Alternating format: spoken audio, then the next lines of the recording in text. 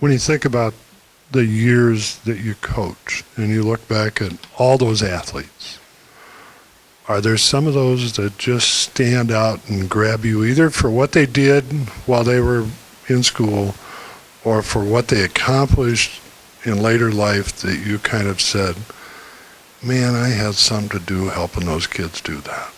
Oh, I could do that for an hour and a half.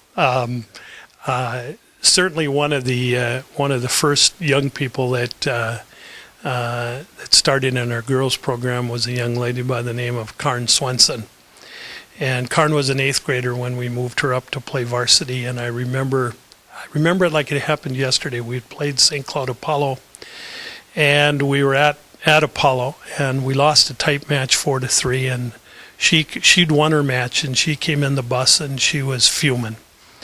And she sat down, and I didn't say anything to her, and all of a sudden she got up and she picked up her bag with all her rackets in it, and she slammed it down on the seat.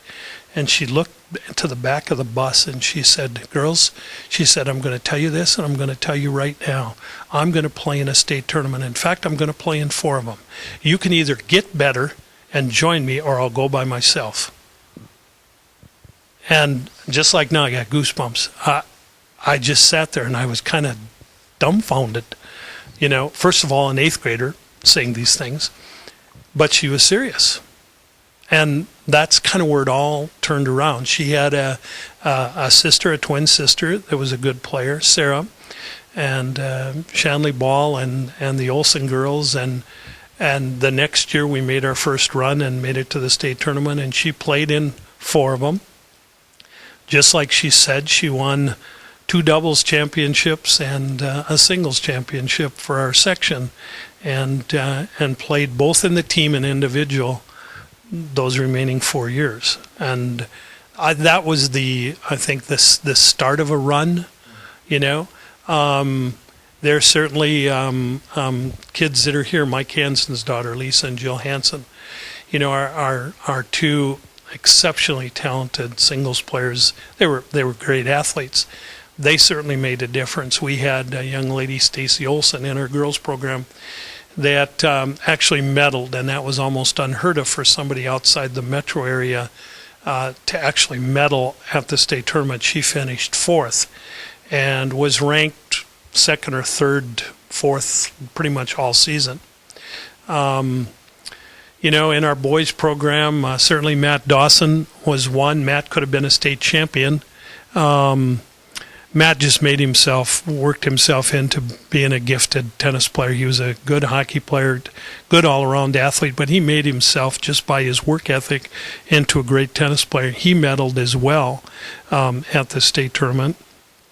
We had some really good teams with the Rice kids in particular. Kyle Rice was a very gifted basketball player as well as a tennis player. He played in the state tournament with a young man by the name of Brian Benson. We had the 2 Holter boys, Eric and Ryan, Devin Anderson. There were all kinds of really good kids.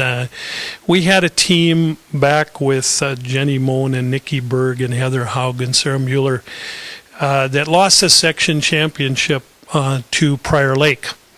And those kids worked so hard in the off season because they could remember every time they thought it was too hot to play, or they were tired and didn't want to, or they, instead of going on a date, they remembered that loss. And they wanted to get back, and so they put the time in, and then went back to the state tournament that next year.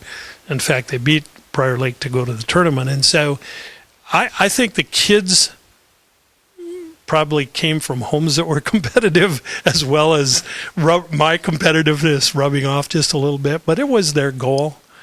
In basketball, it would be endless. Allison Adamson was as good and as coachable a point guard as we ever had. Joy Espo, Emmy Swaringa were kids that could put a team on their back and carry us if they needed to. As you think about kids and the importance of athletics, activities, not just athletics, but activities. What's your perception of that? Because I think you and I probably come from the same school about how we feel about it. But what's your perception of kids and activities and school success and life success too? Well, I think it goes back to what I said about Bob Glazeman. I think there are things that you can learn in athletics or activities that you can't learn anywhere else. I have a grandson that's in 5th grade that's playing the saxophone. And he just absolutely loves it. And I see that his involvement in that is he's growing because he likes music. But he's also putting the time in, and he feels so good about himself because of the notes that he plays. And so he'll Skype once a week and play a song for us, and what a thrill to be able to play a musical instrument. I'd trade a lot of things that I've done in athletics to be able to play a musical instrument. I can't imagine anything more exciting. I used to go down to the band and the orchestra and tell them just how magnificent, what a skill that they have and what a talent that they have, and to make sure that they put it to good use. Football player at Alex, football player at St. Cloud State. Is it a short walk to be a tennis coach for as many years as you were, or is it a long walk? No, it's a really long walk. I was a very average football player in high school. I wanted to in the worst way to play in college, and I found out that I couldn't be a student. I was either going to be a student or I was going to be a football player and then a soldier in Vietnam. I couldn't do both. And it was actually one of the JV coaches that said, maybe it's time that it should just focus on. And I had a chance to play some college football at St. Cloud State. New coach, beginning program. But I put in so many hours, and you were tired, and I wasn't sure I wanted to go to class all the time. And I have 4 C's in college in my first term, but I had 4 C's. But if not, you were going to be a soldier, and I was too slow a runner and too big a target. I know the feeling, by the way. Yeah. So yeah, I mean that I would have liked to have been better at it. I had a great experience. After that, I hooked on with the baseball team. I tried to play baseball until I found out how good St. Cloud State baseball was, and I actually coached baseball here for 7 years with John Horning. So, why did you get to be the assistant baseball coach? Well, when Cliff Slosher hired me, he said that my job was to keep the head coach, John Horning, from getting thrown out of the game. John could get testy once in a while, and so we're actually at Alexandria, and my JV kids played out at Carlos, and we got done early, and we came back, and as we pulled up to Knute Nelson, the baseball diamond, here's John sitting on the curb. I said, John, what are you doing on the curb? He said, I got thrown out of the game. And I said, oh, no, John, Cliff's going to fire me. I said, you can't be doing this. Who's coaching? Well, Tony Nelson. So he said, you better get in there. So that's a true story. And Cliff called me the next day and said, what happened up in Alexandria? And I said, I hope you're not going to fire me. No, he said, I guess not. So, how about a little bit about your family? I'm sure you have kids, and I'm sure you're married. And even if you don't play cards anymore, I'm sure you're married. Yes, I my wife Terry and I have been married 41 years, and I'll be 42 in December. We have 3 youngsters. Our oldest, James, played tennis for me, was a heavyweight wrestler, and played football for Daryl Ramey. He's married. His wife's Mary Ellen, and we have 2 grandkids there. They live in Raymond. Andrew Albert and Madeline Fay are their 2 kids. They're 11 and 6. And our next daughter, the oldest, is Jennifer, and she's married to Kevin DeCooster. They live in West St. Paul, and they have we have a granddaughter there, Lauren Nicole, who's just about 2, going through the terrible 2s right now. And then Our other daughter is in Kansas, just outside of Lawrence, Tricia, and she manages a Build-A-Bear in Kansas City. And then her husband is a hydrogeologist, Pete Schillick.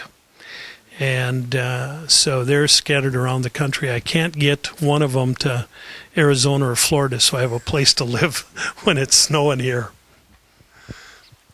If you had a chance to say thanks to some of the people you worked with or athletes you had, got anybody special in mind? I've always wondered, how do you say thank you to a community that helped raise your 3 kids? And my wife was mainly responsible. I was busy coaching and building programs and doing the PA, and she did a magnificent job with our kids. But it also takes a community. And I can't imagine having our kids grow up in a better community with people looking out for them and taking care of them. And the community then, as it does now, has expectations and rewards for it.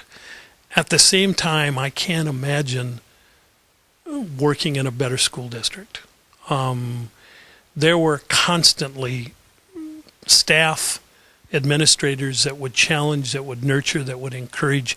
If you wanted to get better, and I always did, and I think all the staff did, there were always people to help you. There were always people to mentor, doing that nurturing and that encouraging. I can't imagine working with a better group of teachers and administrators and in this community than I did for 34 years.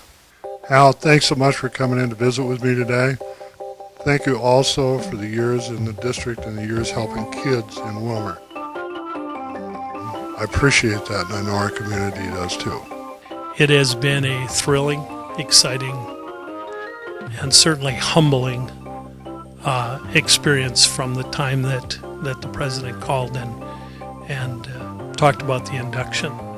To go in with Elaine is especially thrilling. Thanks for watching this edition of Cardinal Clips as we celebrate the 2011 inductees into the Cardinal Pride Hall of Fame, Hal Miller and Elaine Engel. Congratulations to both of you.